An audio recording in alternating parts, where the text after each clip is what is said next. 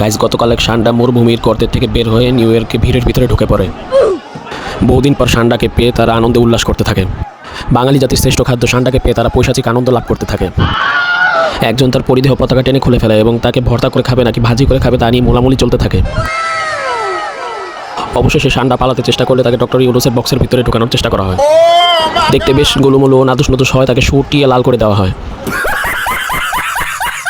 ভিড়ের মধ্যে ষান্ডাটি হারিয়ে গেলে সাদা এবং কালো মামরা এগিয়ে আসে ষান্ডাটি খুঁজে বের করার জন্য। ষান্ডা না পেলে আজ বাসায় ঢুকবো না বলে মানববন্ধন করতে থাকে বিএনপির লোকজন। অবশেষে থেকে খুঁজে পাওয়া যায় এবং মরুভূমির রাস্তাটি দেখিয়ে দেওয়া হয়। কেন ওনাকে নিয়ে যাচ্ছে? ওনাকে মারছে। কারে মারছে? এনারে কে মারছে? বিএনপি পোলাপানটা। ও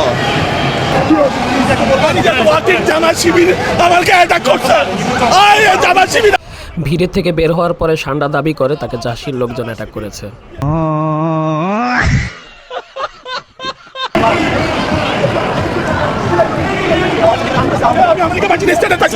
আমি যখন হাঁটি যাচ্ছিলাম ওরা আমাকে সবাই মিলে আমাকে খুশি টুটি মারি। আমি বুঝতে পারি নাই।